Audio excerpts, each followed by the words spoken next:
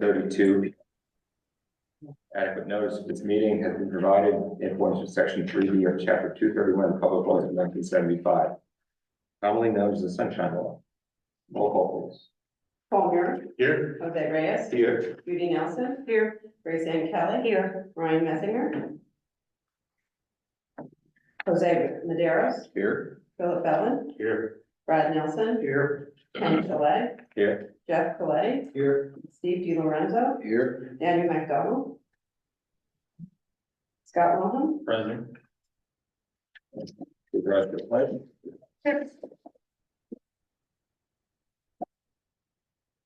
I pledge to the flag of the United States of America and to the republic for which it stands, one nation, under God, indivisible, with liberty and justice for all.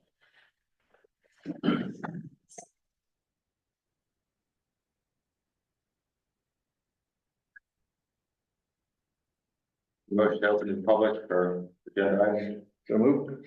Second. All those in favor? Aye. Any comments from the public on tonight's agenda? Can you give us 1 second? Yeah. Thank you.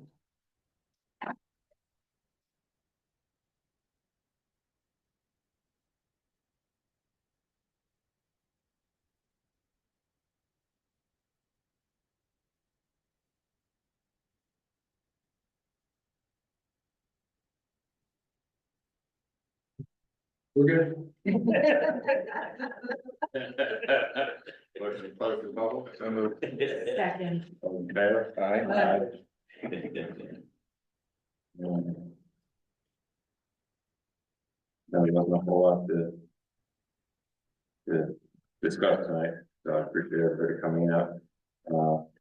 We'll have an executive session at the end.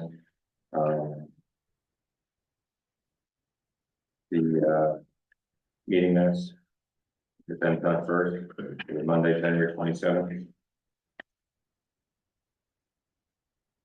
Did you say that you appealed the appellate decision? Under the second bullet point there. I don't think that we appealed the appellate decision, we appealed the court's decision, the appellate. No, we did, it went to the regular court, then went to the appellate, But we wanted the appellate division. so they remanded it back to the. Right, so he's correct, that he did not appeal to the Supreme Court from the appellate division. Correct, yeah, remanded back to the original. Remanded back. So, but I don't think that you said that either. Did you? I thought that you said that we had appealed, I thought you said it right when you said it. I got it. In the report to the board, Sherman, the Route 173 proposed warehouse, is that 2,076 or 2 million? Only 7. Oh.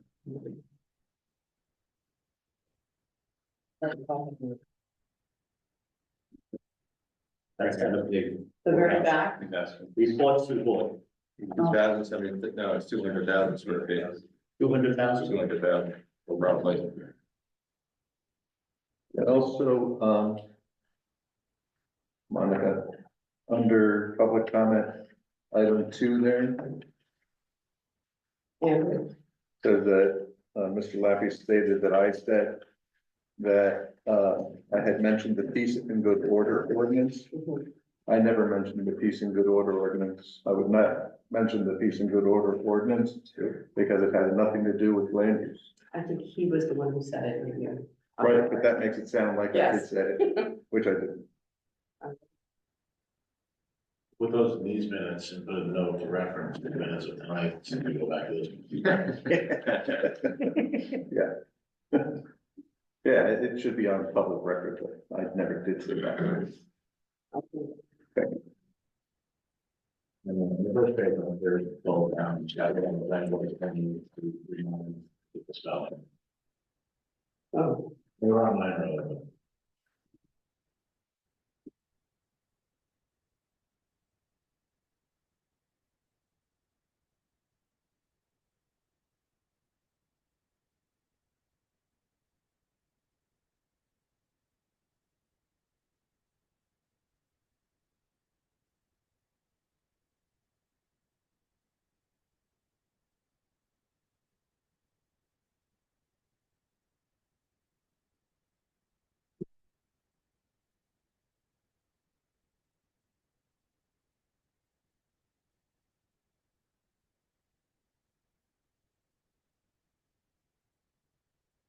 Motion to accept the minutes as amended. Second. Further discussion? All those in favor? Aye. I guess. Thanks. Yeah.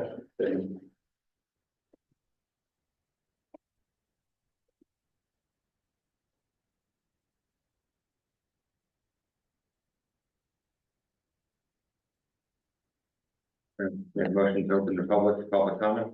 So moved. Second. All those in favor? Aye. Can we talk about the lot merging and all that You now? can talk, come on up, come on up and it's public comment, so you can comment on just about anything.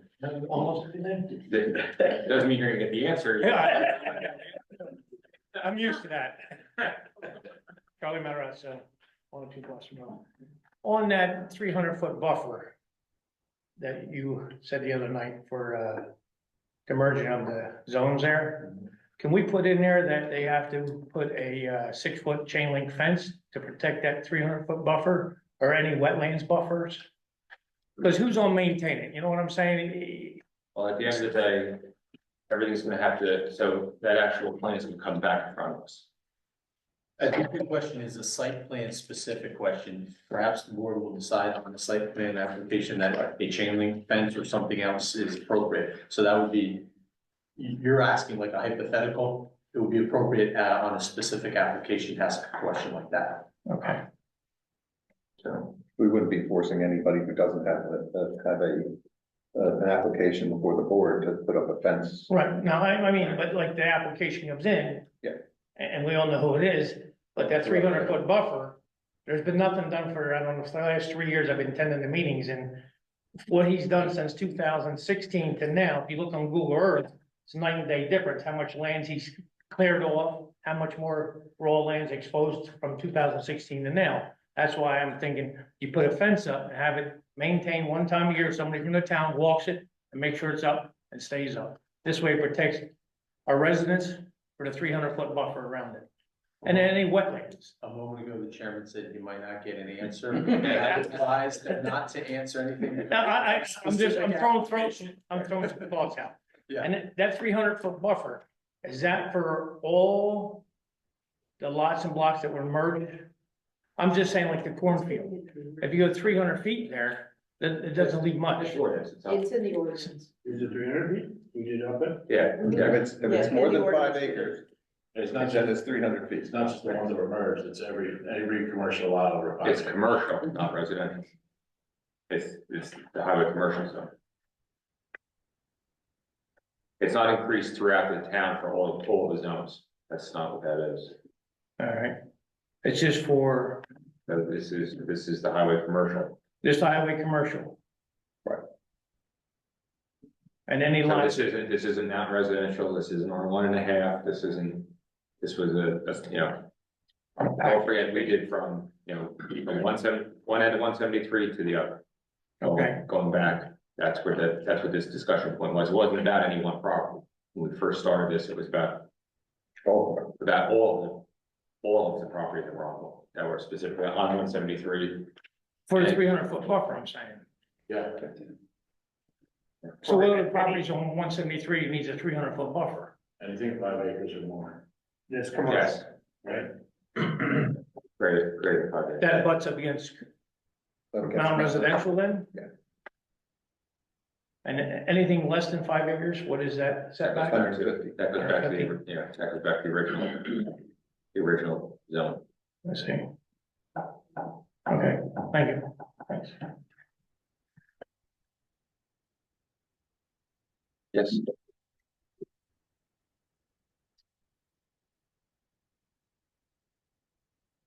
Andrew Lappy, 3 Farron Lane. My first question is, can anyone explain Mr. Wilhelm? Well, yes. Yes, where Ms. Kaczynski's position transitioned? Is she now no longer on the board? The beginning of the year, every year we go through reorganization, Okay, okay? In November, December, we send RFQs out for people that, for any board professional, whether it's engineer, whether it's planner, whether it's attorney. Okay, All right, and so based on what gets returned to us and requests of our existing professionals, we honor requests. understood. So Mr. Wilhelm actually came in last year. He interviewed with us last year. So did Kara Kaczynski. That was last year. And so we had experience with Kara and the board felt comfortable with Kara, but we also were very impressed here. So from now on, Mr. Wilhelm He'll be here. assumes the same position as Ms. Kaczynski. Kara didn't want to return. Okay, understood. Had to ask. I missed a bunch of meetings because I broke my leg, so I apologize. Had 5 surgeries, but, only because Mr. Maderos brought this up, the peace and good order. I didn't bring it up the first time. No, I was just correcting the record. the we're second not time. gonna argue. I give your time to speak. Please give me my time. I'm Thank you. correcting the records while you're stating something in a. You didn't let me finish. Imprecise way. No, you did not let me finish, and that's the problem. Okay, go ahead. If you let me finish, then maybe you could have your rebuttal after. Only because he brought it up, the peace and good order, documentation, which was submitted in extensive nature with photos and offered videos and all kinds of documentation for block 34, lot 12. That was essentially ignored. Okay, so because it was ignored, those issues still are ongoing. And regardless of the 300-foot setback or not, that doesn't matter. The peace and good order has not changed. So at night, when we're hearing crushing rock, or we're driving down 173 at 10 o'clock at night, coming back from helping a neighbor, we see big puffs of crushed rock in the air. And if the wind's out of the west-southwest, that's coming right into my development. And that's 33 houses. I mean, there has to be something that's done with that documentation. That took a lot of time to put together, took a lot of resources, a lot of facts. And right now, it stands in a year and a half of nothing? How does that happen? It wasn't even acknowledged, other than by the board and the members. Past that, it went nowhere. So, does it need to be resubmitted? So going this, so the actual, this board has zero power in everything that you just said, right? So this Well, application. That's putting it back in my place, Hold on. understanding. So this was in front of us for a year. This board ruled for a year. It went to court, came back from the court, went back to the court after appeal, and then came back. Wait, you're talking about 2 separate entities. I'm talking about peace and good order. You're talking about the Menini issue all in of itself. So at the end of the day, okay, whether it's peace and goodwill, we don't have any say that. That's why we have a zoning officer. Now, there's been a change of our zoning officers, okay? And, Sarah Neese is pretty active. I would suggest talking to her, first, because that's her job. So bring it It's back to her attention. It's not this board's Okay. job. We understand that you're, It's not a problem. upset over it. It's but only a little bit of ink. again, it's not us, unfortunately, that can rule on this. If you believe there's a violation of the zoning ordinance, it goes to the zoning officer. You bring It did, it went to Mr. Fleming. Well, he's no longer here. Well, that still is not a viable, But at this point, excuse. you need to move on with it and see her. Duly noted. I believe she's on Monday nights. So I've met with her. I would Okay. point out, Mr. Wilhelm, that the peace and good order ordinance is not a land use ordinance. It is a local ordinance that is supposed to be enforced by the state police. Though it was written so poorly that the state police refused to enforce it either. So the peace and good order ordinance has nothing at all to do with the planning board or the zoning officer. Doesn't have anything to do with them, and they have no ability to enforce that law.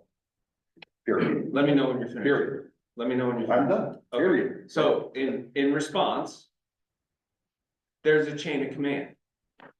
Okay, The chain of command comes to the planning board and then goes up to the committee. no, it doesn't. So then please explain to me how I just that. did. Hold on. Whoa, Okay, whoa. any, Let it come from any, you. Yes, sir. any crime under Title II-C, any traffic code under Title 39, or any local ordinance, if there's a violation, can be written by a police officer or someone else with law enforcement powers. A zoning officer has law enforcement powers to prosecute violation of zoning ordinances or town ordinances. If you believe you can show a violation of peace and good order, you can go to the zoning officer. You could also go to the police. Yes, sir. And in either case, the municipal court will decide, but this board has nothing whatsoever to do with it. In defense of the work that's been done, that's already been presented and was never brought to the municipal level. So that if it's resubmitted under Ms. Neese, then it needs to go to the level of municipal and let them make the decision. We can't give you legal advice. I'm not asking for legal advice. You're hedging on that, okay? So if you believe that you're not being heard properly, I would urge you to consult with an attorney to go see what you can do. I believe I laid out for you where you would go. We don't want to go Yes, to sir. attorneys. We just want I to understand work that. with the town. But would you understand, if you're saying there's a violation of the town ordinance, it's gonna be decided by the municipal court. How you get there is something I can't advise you other than what I just did. I understand, but there's been multiple residents that have run into the same roadblock with bringing complaints to the municipal court and they don't get heard. You could go to the DCA, yes, if, I don't know, I don't know specifically what you're talking about, but you have the right to attend any municipal court session and speak with the prosecutor if you have a complaint that was filed. You can also try to file your own complaint in municipal court. If your neighbor next to you is violating peace and good order, whether it's through music or rock crushing, you have the right to go to the municipal court and swear out a complaint yourself. And I did, but I never received one of the municipal court carbon copies. Well, that's up to In the the mix, That's so- up to the municipal court, that has nothing to do Okay, with this body. well, that's understood, but at the same time, there needs to be some type of direction as to how to make that happen. That's not legal advice, that's procedural.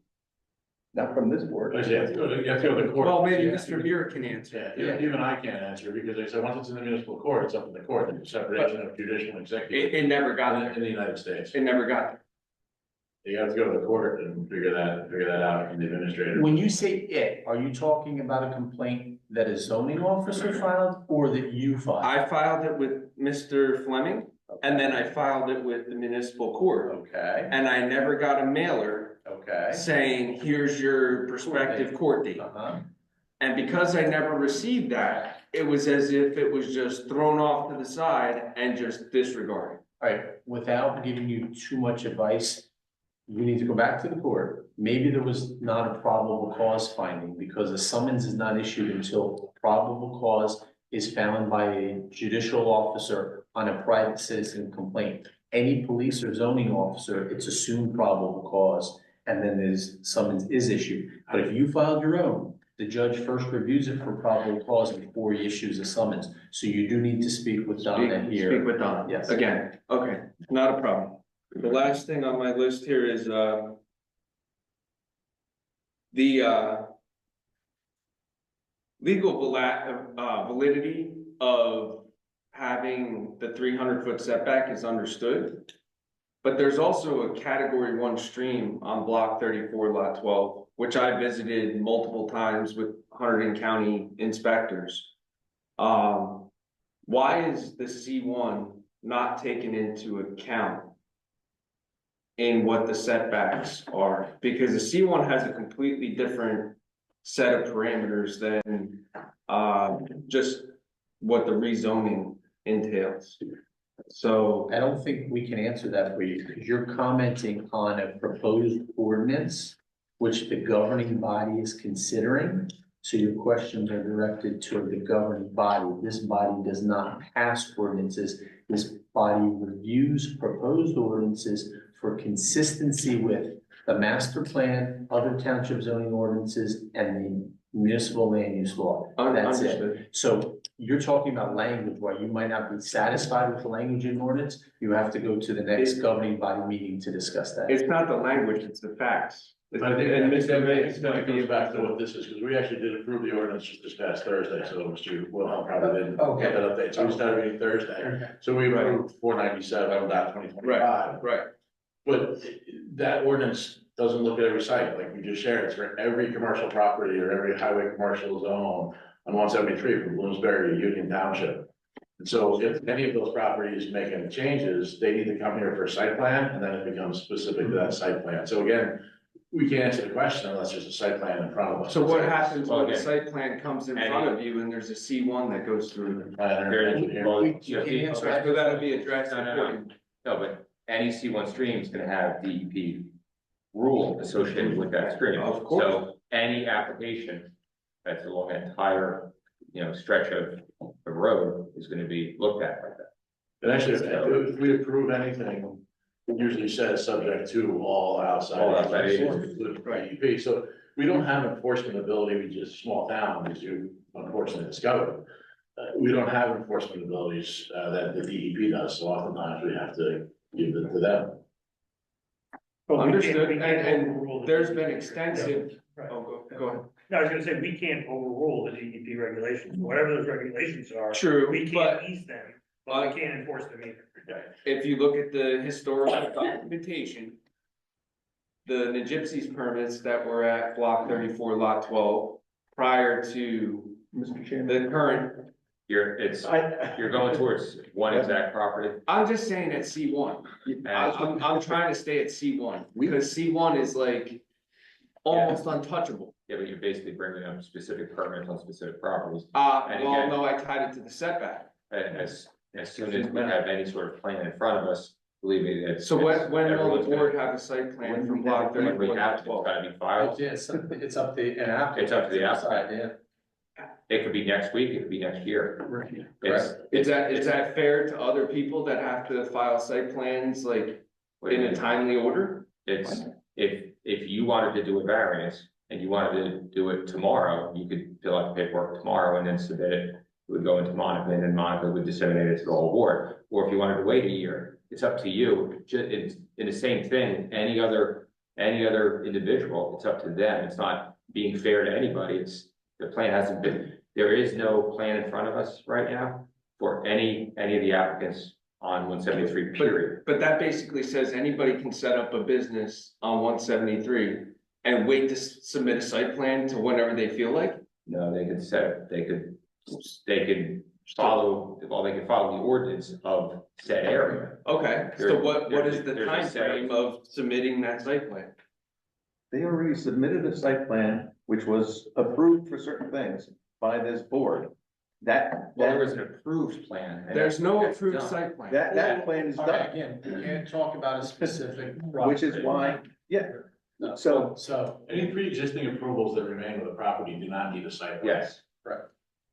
That was more the word, there's, Now, if a commercial property wants to expand or amend what they're doing, they need a site no plan. cycle. and if you believe that they're doing something in violation of the ordinance because they haven't filed a site plan, for instance, you can bring that up to the zoning officer or the municipal court. But we can't talk about hypotheticals, as the chairman said. Understood, Well, well, wait until the application's here. they're hypotheticals, you might say, but they're factual based. So, But That- this that's- isn't the time, this isn't the place to do it. well, Just what they answered everything right now. no, I Even with the understand, DEP. thank you, Grace. You're welcome. Let's leave it now the way it Sure. is here. No So that we problem. don't put ourselves or yourself into any sort of, Predicament? yeah, correct. I got you. Let's, I got you, okay, thank you, you're welcome. thank you, everyone. Yes, really.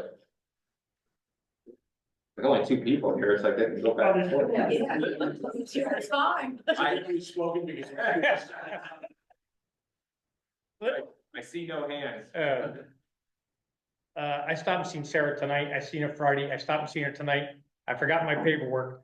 But myself and another person, resident of town, turned in a complaint last year and nothing's ever been done to it. Sarah says she can't find the paperwork on it, on anything.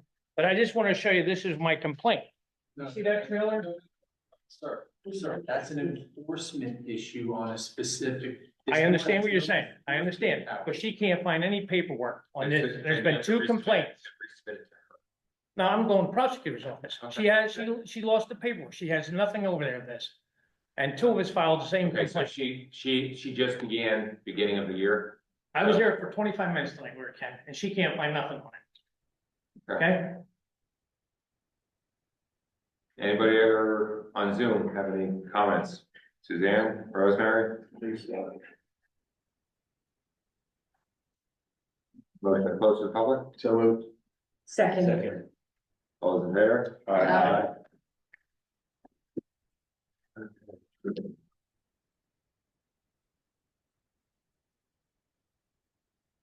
Mayor? No, I think it's not really land use related, but just as an update, sort of impacts this, body, we're in our budget planning season, so we had our first budget planning meeting this past, Thursday at 6 P.M. and then we went to our regular session. They are available on Zoom as well. There's a lot of budget constraints this year, so you all find on a personal level, and of course on a municipal level as well. So we have our next meeting, March 6th at 6 P.M. Usually get these done in 2 meetings. I think we may end up calling a special budget meeting to continue this on. We're trying to be extra sensitive as well with the assessments, which is also going to impact this. So we reduced the municipal tax rate 33% so far. And we'll see where it goes. So any increase is not related to that assessment based on the tax rate. There are increases based on the health insurance plan that's up 18%. Salaries that need to go up enough so that they can cover the healthcare share and still keep employees whole. So there are a lot of challenges there. As I shared in the township meeting, again, kind of tangential to land use. We haven't had an assessment since 2006. The average home, I always ask our CFO what the impact of the tax is on the average home in Bethlehem Township. So for years, it's been between 340 and 358. Then after the assessments, it's 607 is the average assessed value of a home in Bethlehem Township. So as I shared, the good news is we've outpaced inflation, so your homes are all good investments. The downside is you now need to pay the tax on that, which is why the county forced us to do this to begin with, because they realized that it is basically in line with some other municipalities similar to Bethlehem Township. If you look, I will, the caveat, was Union Township seems very similar to Bethlehem, but they have the condos and the townhouses, with Clinton, so that brings their valuation down to 483, because it's quite significant. But if you look at comparables, Franklin Township, Reddington, they're all about, $600,000 with that assessment. So, we've asked the school board to start to look at their tax rate as well. The challenge there, the schools, their budgets are July to June, and we're calendar year. So when I asked, and Dan's not here, so I don't want to speak, but they haven't really looked at it yet because they don't need to look at their budget, but we're trying to work with them and figure out what that is. It's not our responsibility, but so Judy and I, every year, we want to know what the total impact is to the residents. We try to make ours as small as possible, but we also then try to figure out what the schools are doing regionally and locally as well. So anyway, I encourage you to come to the budget meetings. I shared in the township meeting. I know the ordinance seemed to be of great interest to everyone, and I'm glad people participated, but probably a more significant short-term impact and maybe even long-term, since that's foundations, is the budget meeting. So come out and see how we make the decisions we make, because they're not easy, and we try to mitigate any increases. Well, if there'll be any help, you can cut my salary in half. Everybody is getting cut.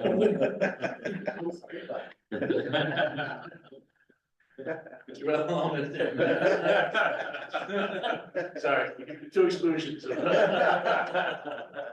And they're online, don't forget, Paul. So anybody can connect in. So three exclusions. The point is, we're trying to be as respectful as possible, but I want to set the expectations that we have. And again, we did everything we could to mitigate, on the municipal side, that assessed value. which we'll obviously don't know. Jerry? Yeah, I have a follow-up to my update from the township committee meeting, because I did attend the environmental committee, meeting last week.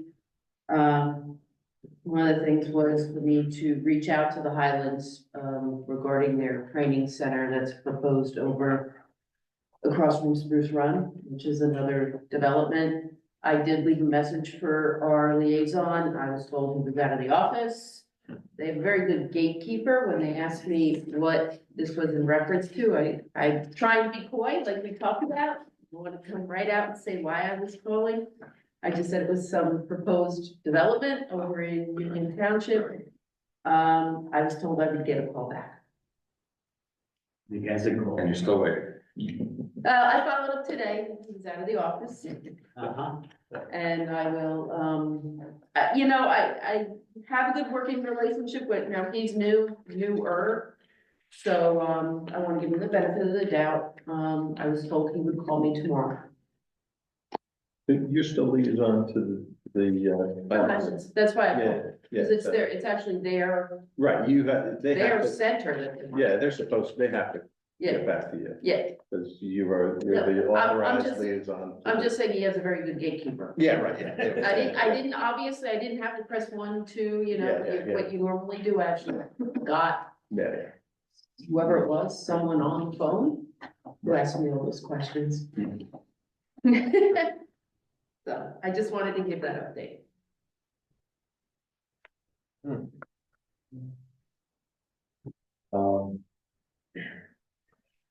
So Monica and I went to the Greenwich Township Planning Board meeting. And, I've never been so proud of this board before, after seeing how other towns run their boards and talking to their professionals. So, I mean, between the openness that this board has to the public, where we allow people to speak. Said town, they don't open to the public because they don't really want to hear what they have to say. So, that's a feather in our cap for, trying to be as open and straightforward with individuals, with whether they agree with us or not, at least they have a voice. So They don't even open it to the public at all. they don't open to the public at all. And they have to for They- public hearings. Oh, yes, only for public hearings. Ah. Just for public hearings. You're required to open to the public That's for right. Just public for public hearings, hearings. but not for. Anything else, Yeah. for no other business, nothing that's happening. So it's basically, again, we as a town opted out of warehousing. The warehouse that is, proposed on 173, just outside of Bloomsbury, will be affecting the exit 7 interchange significantly. So it's a concern, more of the traffic issue. So they did a traffic report, traffic study, which is extremely limited on the roads which are actually, truck exempted. So they studied trucks that weren't allowed on the section of 173 and counted those trucks. But they didn't go past the bridge, the Musconnect. So it's a concern. We use Bloomsbury Emergency Services. We have this, naturally, the section of 78 has, a high degree. Even the trooper mentioned how many accidents were on 78 last month, something like 18 or 28 accidents, something like that. Right over here. No, just in general. Just in general, About 90% of the accidents. most of it's on 78, so it's a concern. It's out of our town, out of our county. But, it could definitely change things, and it's moving fast. So their next board meeting is March 13th. So if anybody, it's gonna be a crowded room, but if anybody would like to see another board in action, another land use board, it's very interesting. Very, very interesting. So is that the public hearing for that? It's a public hearing, and it's as of right now, it's a bunch of C variances. It's, not looking good, so. Anybody else have any? Any other movements? Mark?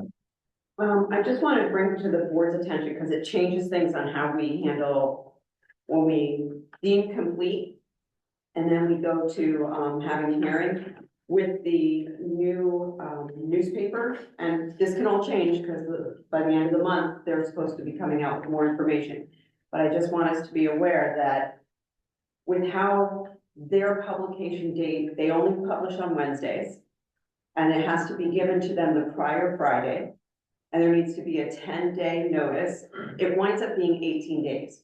So we are typically used to, if we hear, like we hear the completeness today, we usually next meeting and we have the site visit, the Saturday prior to, there's legitimately not enough time for that to happen. So anything that we deem complete, the only thing that changes is we will have to miss a meeting. It'll have to miss an entire meeting so that they have the proper time to do the notifications, and I can do the site plan. So I just wanted to bring that so that when we have people come before us, and I've created actually a sheet so that when we have a meeting, I can be like, okay, we can't do it before blah, blah, blah, and this is the date that they have to be published by. So I just wanted to bring that to the attention because it is a shift, and I didn't want to have to do that in the middle of a hearing. Okay. Thank you. And what, that's for the new publishing criteria and where, The 100 in review, because we can't. but you're still considering other. Yeah, I said that, yeah, so it may change, they're trying to either do a central PCA listing or allow municipalities to say it, or be ready to allow municipalities to post on their websites. There's still, I don't think three, there were reported there's 3 bills still floating around. But there's always influence on who can make money off of them. So. And we make money if we publish our own. All the money.